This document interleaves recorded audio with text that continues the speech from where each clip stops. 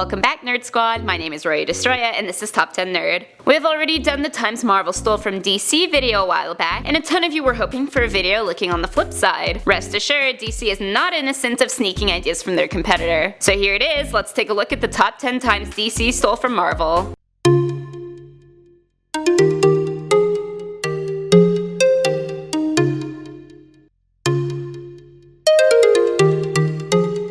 In the number 10 spot, we have Aquaman and Namor. Marvel's Namor was released in 1939. He was a half-human, half-Atlantean, trident-wielding, and has served on multiple teams, such as the Avengers and the X-Men. Whereas we have DC's Aquaman, who came around in 1941, half-human, half-Atlantean, trident-wielding, and served on multiple teams, such as Justice League and the others. Seems like DC's creativity was swimming with the fish in this one. Coming in at number 9 is Commander Steel and Captain America. Marvel's famous Captain America debuted in 1941, and is one of the best known superheroes to date.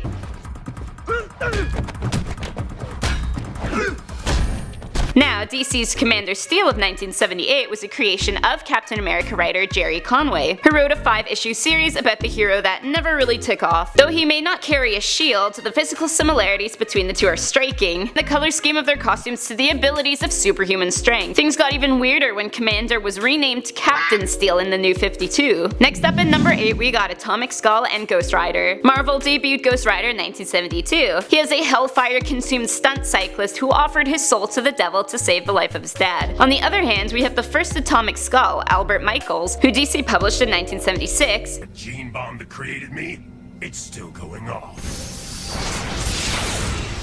And was a scientist that became a criminal organization's agent in exchange for a cure for his neurological disorder. Though both characters have made a deal with the wrong people for personal gain, and you would have to have a pretty thick skull to not notice where DC got their design inspiration from. In the number 7 spot is Lord Havoc and Dr. Doom. The next few characters on our list are where DC can copy Marvel and get away with it by calling it homage. Marvel's Dr. Doom was released in 1962 and has made both Wizard and IGN's greatest villains lists. DC wanted to pay tribute to the infamous character, aka make some bucks off someone else's idea, and introduced Lord Havoc in 1990. Similarities between the two include their genius intellect, powerful armor, and insatiable need to take over the world, although that is pretty much something every villain shares. Coming in at number 6, we have Tracer and Sabretooth. Marvel's Sabretooth debuted in 1977, an X-Men associate and longtime nemesis of Wolverine. In another pastiche, a word used to describe a copy to celebrate the original, DC created Tracer in 1990 because he was based off of Sabretooth. His appearance is strikingly similar, and his powers include super strength, super healing, and super smelling, to name a few. Next up at number 5 is Silver Sorceress and Scarlet Witch. Scarlet Witch is another highly successful and recognizable member of Marvel, who first appeared in 1964. DC's 1971 version, Silver Sorceress, is a member of Champions of Angor, a whole group of heroes that are meant to pay tribute to Marvel. Scarlet Witch deals in chaos and warping magic, while Silver Sorceress deals in,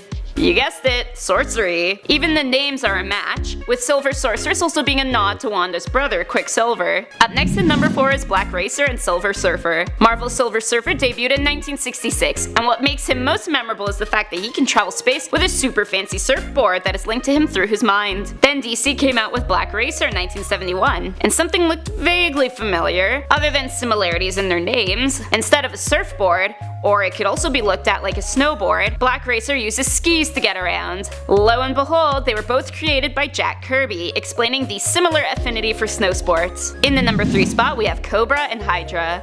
HYDRA is the green-clad serpent motif terrorist organization that comes head-to-head with Captain America frequently, and they were introduced by Marvel in 1965. Now, did you know that DC had their own version? A group of green-clad serpent motif fanatics led by a man who called himself KOBRA. More Jack Kirby at work here indeed. Coming in at number 2 is Bumblebee and Wasp, because there are only so few animals you can base your superhero on. The Wasp was created by Marvel and debuted in 1963. She is able to compact her particles and shrink, upping her strength, as well as being able to fly and communicate with insects. DC's answer to the Wasp was 1976's Bumblebee, who originally derived her similar powers from her suit. The similarities are blatant, but DC did decide to make Bumblebee their first African-American female hero, so bonus points for diversity. And finally, in the number 1 spot, we've got Swamp Thing and Man Thing. All the things.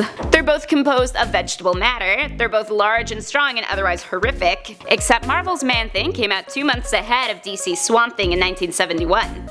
So rip-off, right? Well, the waters are a bit muddy around these guys. Both are actually based off of another creature known as the Heap, published by Hillman Periodicals back in the 40s. Both Marvel's Jerry Conway and DC's Len Wein were roommates at the time they were both working on the characters, so Marvel never went ahead with a lawsuit because Man-Thing was basically a copyright infringement itself. So those were the top 10 times DC stole from Marvel. Let me know in the comment section down below who is better, DC or Marvel. My name is Roya Destroya, thanks for watching, and don't forget to subscribe so you never miss another nerdy list.